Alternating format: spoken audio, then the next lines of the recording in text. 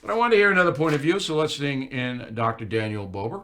He's a psychiatrist. He's coming to us from Fort Lauderdale, Florida. He's a former mental health policy fellow in the U.S. Senate.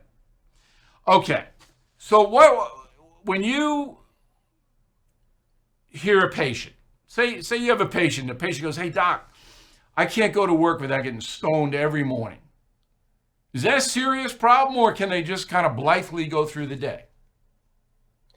Bill, it's a huge problem, and I don't know how people think this is a good thing. 1 in 7 people in the United States use marijuana, and in 1996, when California became the first state to approve, medical marijuana, it was kind of a joke because every doctor was giving a marijuana card to people with a head cold. So it was essentially recreational use at that point.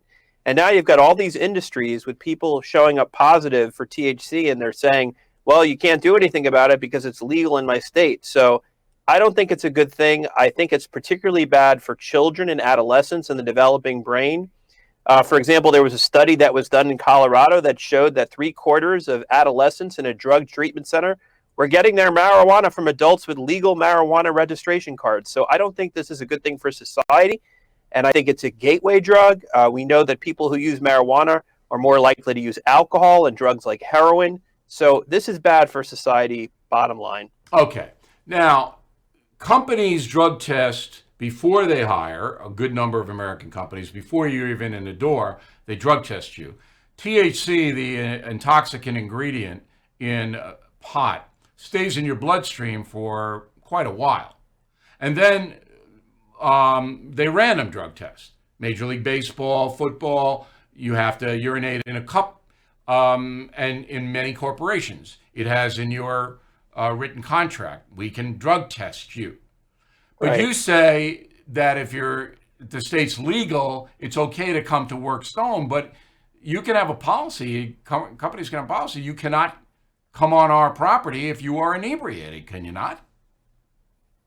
You could, and I think that would be the argument they would make, which is, it's legal or I have a doctor's prescription. But the question is, and I'm not an attorney, but the question would be from a legal standpoint, can the company say, well, listen, if you want to go off in society in the state you're in and smoke pot, that's great, but you're not going to be working at this company. I actually agree with you. It's no different than going to work drunk.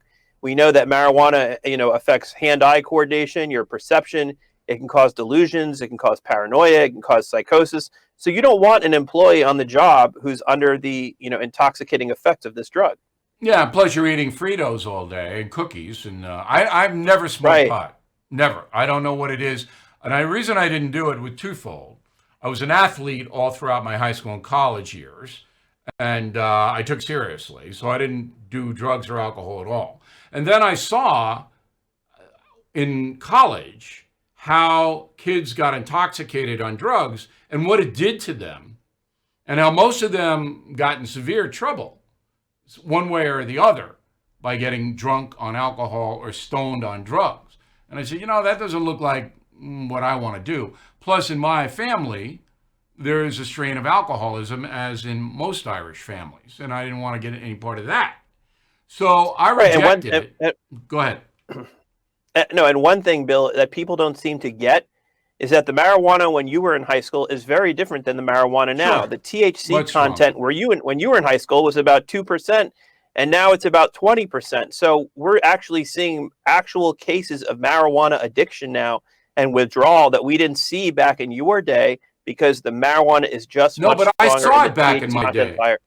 Any Oh, even you pleasure, saw it, yes. any pleasurable activity, Doc, and you know this as a psychiatrist, gambling, pornography, any pleasurable activity, all right, that a person enters into is a potential addiction. Some people Absolutely. can't handle it. They have to have it for whatever reason, for how they're wired.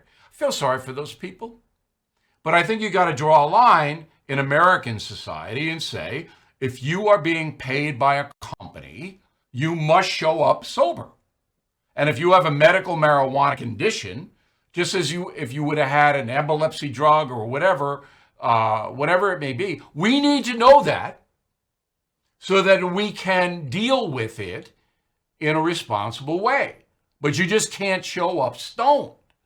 And I think I think that it's a safety issue. It's a safety issue public too. I mean, safety, you don't want absolutely. someone working at a hardware store operating a forklift under the influence of marijuana. It's absurd, I don't want anybody driving. See, that's my right? objection to marijuana legalization is on the road.